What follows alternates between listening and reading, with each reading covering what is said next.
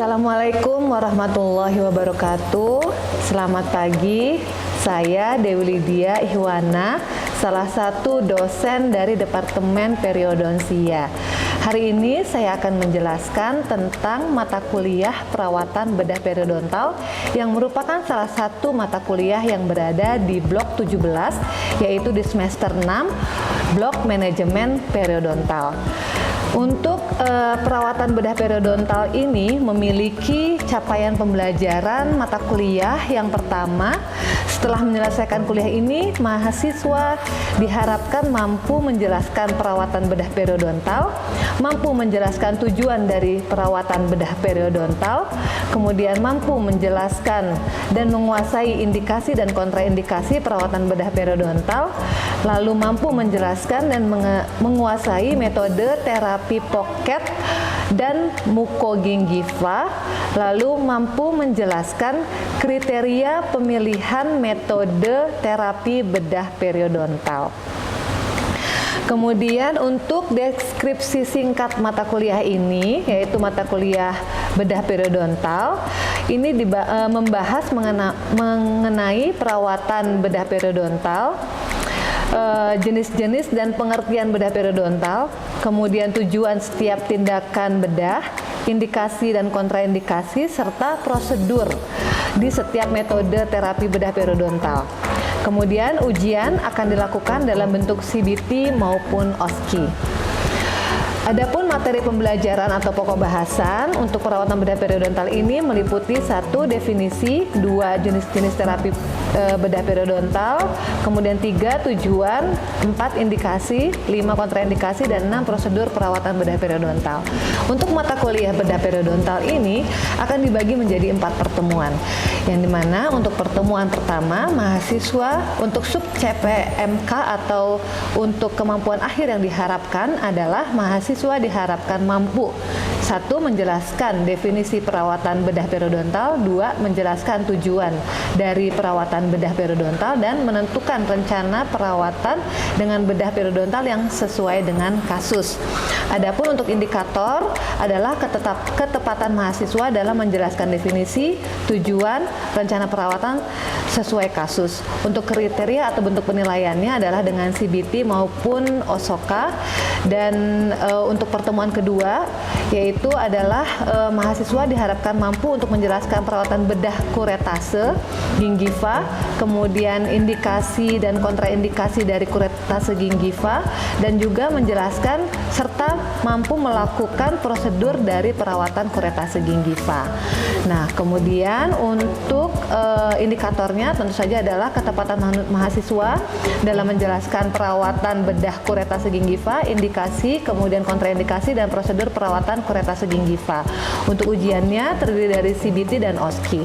Lalu yang berikutnya adalah mahasiswa diharapkan mampu menjelaskan perawatan bedah gingivektomi, indikasi dan kontraindikasinya, lalu menjelaskan dan melakukan prosedur dari perawatan gingivektomi itu. Dan untuk menjadi indikatornya, ketepatan mahasiswa dalam menjelaskan perawatan bedah gingivektomi, indikasi, kontraindikasi, prosedur perawatan gingivektomi.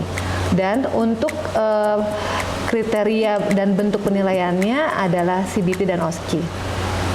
Lalu yang terakhir, pertemuan terakhir adalah tentang operkulektomi, bedah operkulektomi. Mahasiswa diharapkan mampu menjelaskan perawatan bedah operkulektomi, indikasi dan kontraindikasi, lalu menjelaskan prosedur perawatan operkulektomi.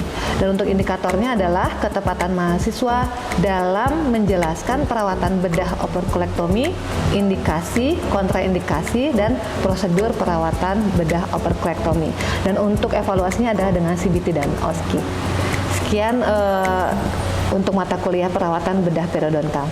Berikut saya akan memberikan cuplikan salah satu pertemuan kuliah bedah periodontal dan juga kegiatan clinical skill lab-nya. Ya. Hari ini saya akan memberikan kuliah tentang kuretase gingiva, di mana sudah kita ketahui ya sebelumnya pada kuliah bedah periodontal bahwa kuretase gingiva ini adalah termasuk salah satu tindakan atau perawatan dalam fase bedah periodontal ya. Fase bedah yang lainnya sudah kita ketahui, gingivektomi, kuretase gingiva maupun flap periodontal. Jadi yang hari ini akan kita bahas adalah tentang kuretase gingiva. Nah, sebelumnya kita harus tahu dulu nih perbedaannya, karena sama-sama alatnya sama semua ya, pakai kuret gresi, pakai kuret. Jadi kita harus tahu dulu perbedaan dari masing-masing tindakan. Dimana kita sudah tahu di sini ada kuretase, kemudian ada scaling dan juga ada planing atau root planing ya. Nah, kalau kuretase adalah gesekan atau scraping dinding gingiva pada pocket periodontal untuk menghilangkan jaringan yang mengalami kerusakan akibat suatu penyakit. Jadi di sini di garis bawahi adalah scraping dinding gingiva. Jadi kalau seperti ini kalau scraping dinding gingiva maka arah tajam dari kuret itu mengarah kemana? Ke gigi atau ke gingiva? Ke jaringan lunak atau ke jaringan gigi? Bagian jaringan lunak. Nah, ya, jadi kalau untuk kuret, arah tajam dari kuretnya itu ke arah jaringan lunak atau ke arah gingiva ya. Sedangkan kalau scaling ini yang sering sulit untuk membedakan antara scaling dan root planing ya, karena sama-sama ke arah gigi untuk pisau atau bagian tajam dari kuretnya. Nah, tetapi ada bedanya bahwa kalau scaling itu adalah mengambil seluruh deposit pada permukaan gigi dan permukaan akar. Jadi memang harus sampai sub gingiva, harus sampai ke dasar pocket. Sedangkan kalau planing kita menghilangkan substansi gigi yang terinfeksi dan nekrotik. Jadi artinya ada jaringan gigi yang kita ambil ya. Jadi kalau misalnya scaling kita hanya mengambil depositnya, sedangkan kalau root planing justru jaringan giginya yang kita ambil.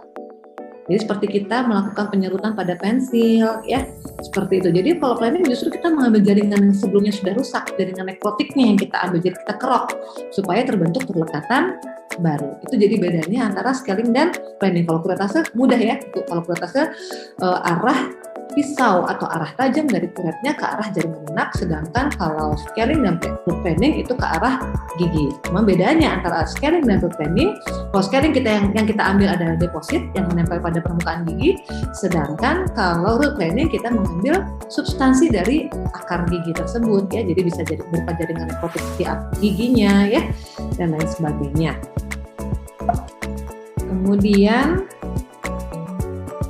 dalam melakukan bedah kuretase gingiva ini ada dua yang harus kita lakukan ya. Jadi yang pertama, kuretase gingiva ini hanya istilah ya, bukan berarti kalau kita di sini melakukan kuretase gingiva maka hanya tindakan kuretase gingiva saja yang kita lakukan, tidak. Jadi untuk tindakan bedah kuretase gingiva ini ada dua yang harus kita lakukan, yaitu yang pertama melakukan kuretase gingiva dan subgingiva. Kalau kuretase gingiva itu kita mengambil jaringan lunak yang terinflamasi pada sisi lateral atau pada dinding pocket. Jadi kalau misalnya ini ya di dinding pocket, ini kita ambilnya di sini. Ya, ini adalah melakukan kuretase gingiva. Sedangkan kalau kuretase subgingiva itu kita melakukan pengerokan atau scooping pada dasar pocket atau pada apical junctional epithelium dan memutus perlekatan jaringan ikat pada puncak tulang alveolar. Jadi kita misalnya dasar pocketnya ada di sini, kita ambil sampai bawahnya mendekati puncak tulang alveolar. Ya, supaya apa? Supaya benar-benar seluruh jaringan yang sudah terinfeksi pada dasar pocket itu terambil, remove, sehingga akan digantikan dengan jaringan yang baru dan diharapkan akan terbentuk perlekatan yang baru. Seperti itu ya. Jadi seperti kita bayangkan bahwa pocket itu seperti bangunan. Jadi yang pertama kita kuretase gingiva, kita bersihkan, kita kerok tuh dinding dari bangunan tersebut. Jadi sebelum kita melakukan perbaikan, maka kita harus cat ulang gitu. Misalnya kita harus ambil dulu nih cat sebelumnya. Begitu pula dengan lantai. Kalau kita mau mengganti lantai yang baru, ya lantai yang lama harus dikerok dulu sampai ke bawah, kemudian dia ganti dengan yang baru, seperti itu ya. Jadi harus dua-duanya dilakukan dalam bedah kuretase gigi gifa. Nah, kemudian apa sih yang melatar belakangi tindakan kuretase gigi gifa ini? Jadi kuretase ini dapat menyelesaikan pengambilan jaringan granulasi inflamasi kronis yang terbentuk di dinding lateral pocket periodontal. Sebab kalau kita melakukan scaling dan tooth planning saja, kadang-kadang kita tidak melakukan pengambilan pada jaringan yang terinflamasi atau jaringan granulasi ya. Jadi kalau kita melakukan kuretase ini, kita terfokuskan membersihkan jaringan granulasi tersebut pada dinding pocket maupun pada dasar pocket. Nah, jaringan granulasi itu terdiri dari apa saja? Yang pertama adalah proliferasi fibroblastik dan aminoblastik, peradangan kronis, juga bisa ada sisa kalkulus yang masih menempel pada jaringan lunak atau jaringan yang terinfeksi atau jaringan yang terinflamasi, dan juga diharapkan juga pasti ada koloni bakteri yang masih tertinggal di dalam jaringan yang terinfeksi atau granulasi tersebut ya. Nah, ini apabila kita biarkan, biasanya setelah kita melakukan scaling dan tooth planning tidak terbentuk perbaikan, tidak terbentuk penyembuhan yang kita harapkan. Nah, biasanya memang ini kita harus mencurigai adanya sisa-sisa bakteri atau kalkulus atau jaringan granulasi yang masih tersisa di daerah dinding pocket dan dasar pocket. Nah, ini menjadi patologis dan menghambat penyembuhan ya. Kemudian selain itu, jaringan granulasi itu dibatasi oleh epitel, jadi menjadi penghalang terbentuknya serat perlekatan baru di daerah tersebut. Jadi yang tadi ya, makanya harus diambil semuanya supaya terbentuk epitel yang baru, perlekatan yang baru ya. Kemudian kuretase ini juga dapat menghilangkan seluruh atau sebagian besar epitel yang melapisi dinding pocket dan epitel junctional, sehingga akan terjadi penyembuhan yang kita harapkan, yaitu terbentuk new attachment atau perlekatan baru ya, terbentuk perlekatan baru. Nah, indikasinya apa saja? Tidak semua ya bisa dilakukan bedah kuretase gingiva, karena kuretase gingiva ini memiliki keterbatasan. Keterbatasannya apa? Ya karena kita hanya memasukkan kuret ke dalam pocket, maka di sini tetap tidak mendapatkan visibilitas ya. Kemudian juga tidak didapatkan aksesibilitas seperti kita melakukan flap periodontal, sehingga dia juga memiliki keterbatasan. Jadi ada indikasinya. Indikasinya adalah yang pertama adalah pocket infrabony, yaitu yang berada pada daerah yang dapat diakses di mana tipe bedah kuretase non-flap ini atau kuretase tertutup dapat dilakukan. Jadi harus pocket-pocket yang dapat dijangkau oleh tindakan kuretase tertutup. Kemudian yang berikutnya ini sudah tahu ya, kalau pocket-pocket yang dapat dijangkau oleh kuretase tertutup ini adalah pocket yang kedalamannya hanya 4-5 mm. Lebih dari itu tidak dapat dilakukan kuretase. Jadi harus dilakukan flap periodontal ya. Perlu adanya visibilitas dan aksesibilitas.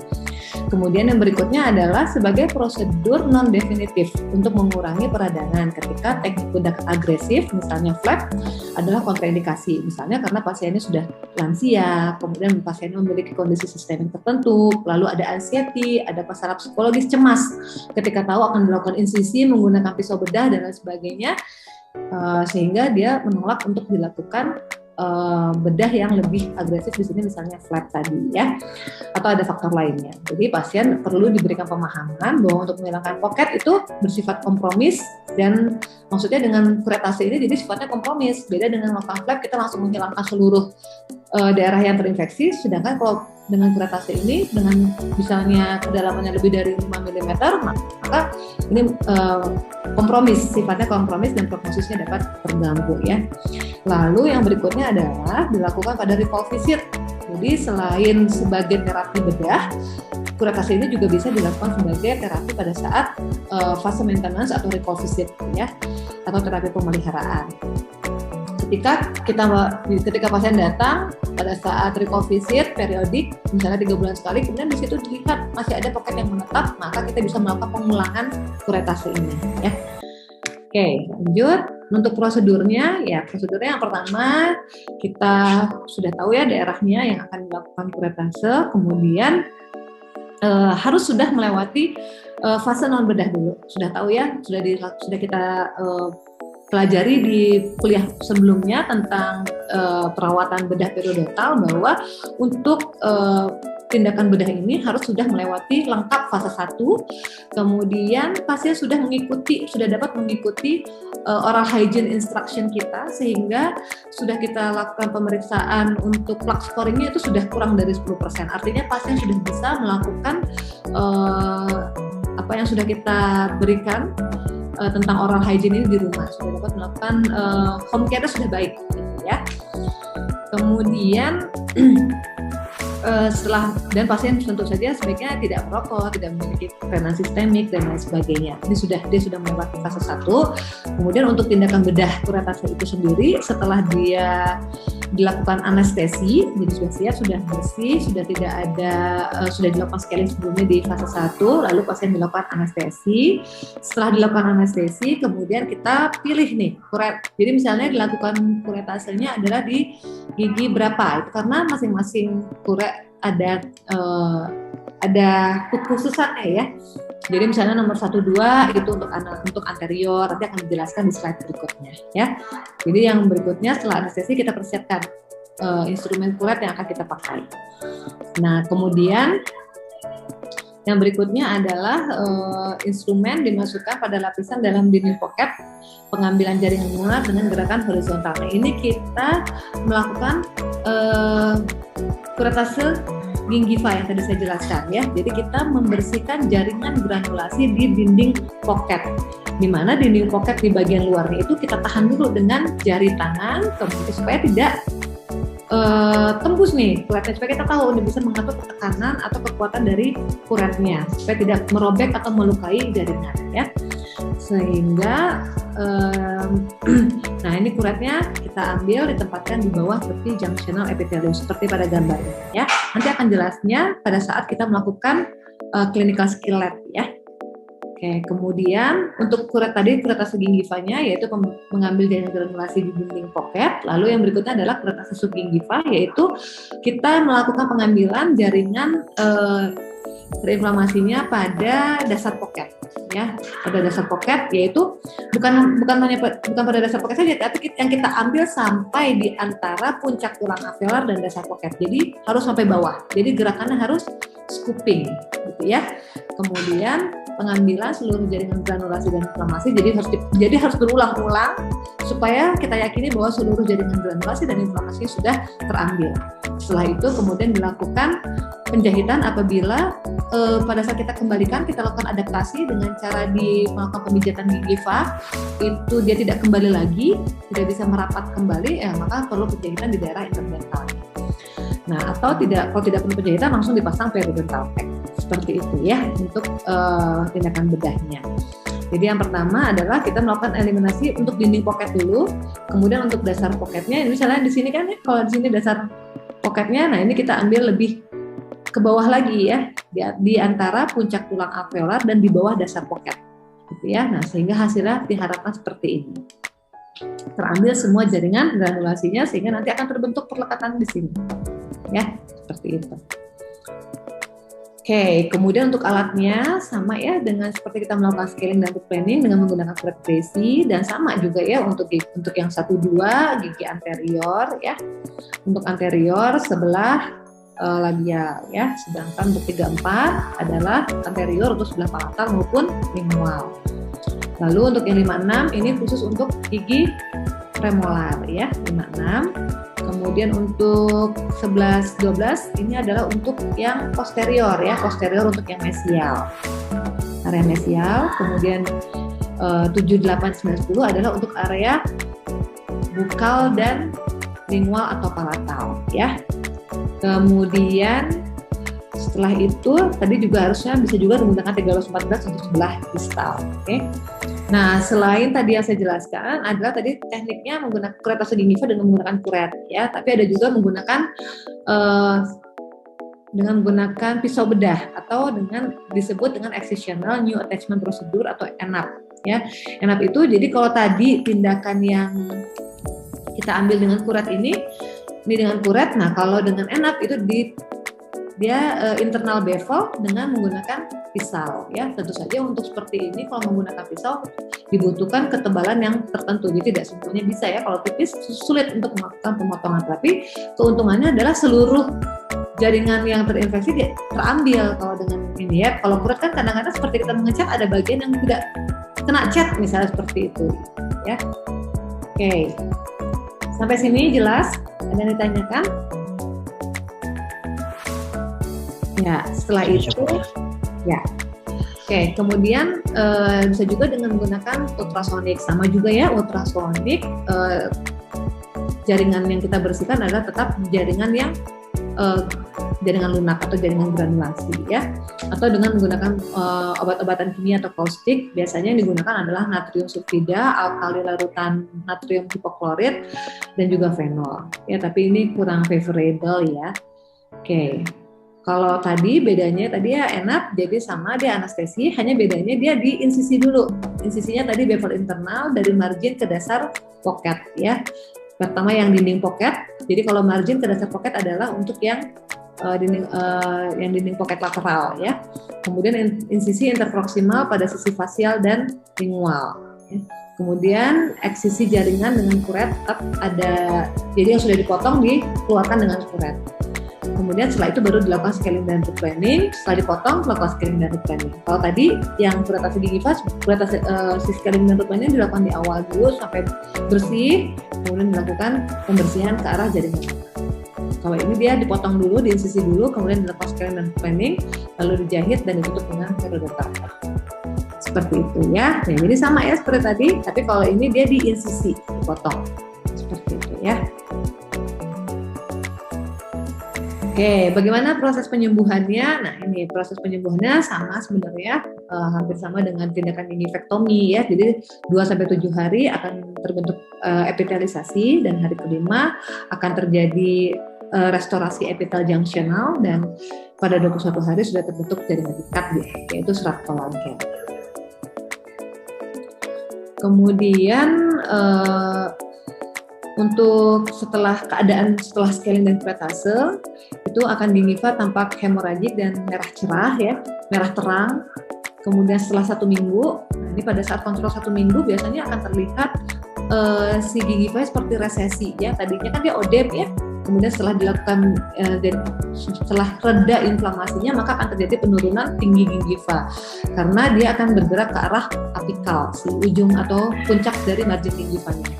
Kemudian gingivanya tapi sudah berwarna merahnya sudah sedikit lebih gelap dari normal dan dibandingkan pada hari-hari sebelumnya. Kemudian setelah 2 minggu kalau OH-nya baik, memang harus baik ya, makanya harus melewati fase 1 dulu dan home care pasien dipastikan baik dulu. Jadi biasanya setelah 2 minggu akan tercapai nih warnanya normal, konsistensinya sudah kenyal gitu ya, tekstur permukaannya juga sudah baik ya, sudah tidak licin lagi, kemudian kontur gingiva sudah tercapai dan margin gingiva juga beradaptasi dengan baik dengan permukaan gigi. Seperti itu. Ya, kira-kira seperti itu yang dapat saya sampaikan tentang kuretase gingiva ini. Ada yang ditanyakan? Mungkin masih ada yang perlu klarifikasi untuk istilah-istilah atau masih belum mengerti? Boleh? Izin dok, mungkin izin bertanya. Izin bertanya dok. Sebelumnya untuk melakukan prosedur dari kuretase itu sendiri, tadi kan sudah dijelaskan untuk berapa maksimal atau minimal dari kedalaman. Kalau dalam proses untuk pengambilan atau scraping jaringan terlalu dalam, apakah menyebabkan beberapa hal tertentu atau bagaimana? Ya. Oke, justru yang perlu kita lakukan untuk yang subgingiva ya, ini untuk dasar pocket mungkin yang kalau untuk yang daerah lateral pengambilannya itu kan kita tahan dengan jari yang tidak memegang kuret sehingga kita bisa mengatur pengambilannya jangan sampai seluruh jaringannya keambil atau jadi robek dan lain sebagainya. Tapi kalau yang dasar pocket ini yang sebenarnya agak takutnya justru tulang yang terekspos karena kita terlalu dalam mengeroknya ya.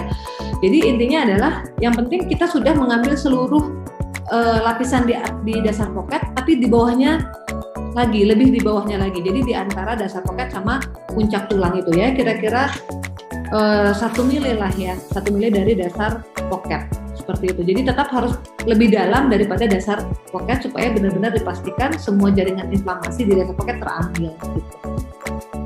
Memang harus hati-hati ya, hati-hatinya adalah jangan sampai tulang terekspos ya pada saat kita mengambilnya, jangan terlalu dalam gitu.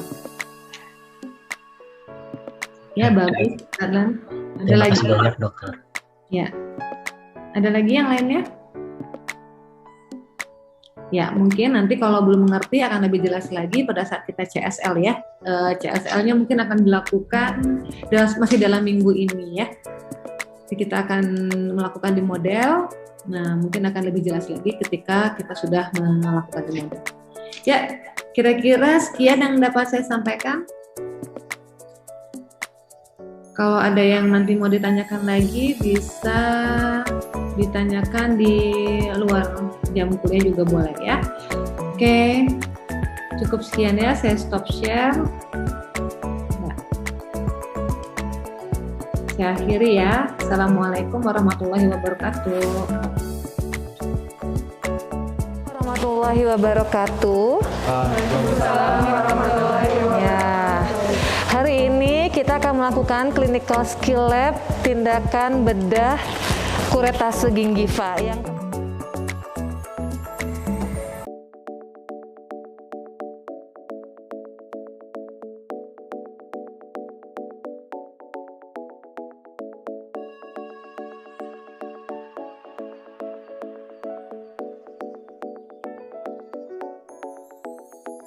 ya.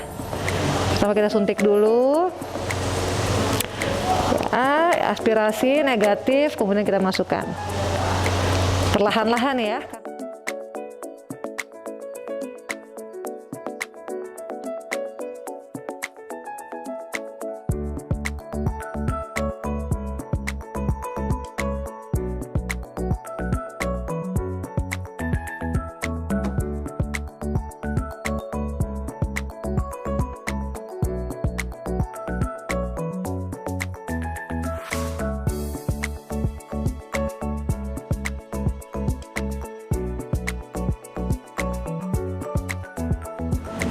Sekian kegiatan pembelajaran yang telah saya ampu, terdiri dari pemberian kuliah, kemudian kegiatan clinical skill lab. Semoga dapat bermanfaat. Assalamualaikum warahmatullahi wabarakatuh.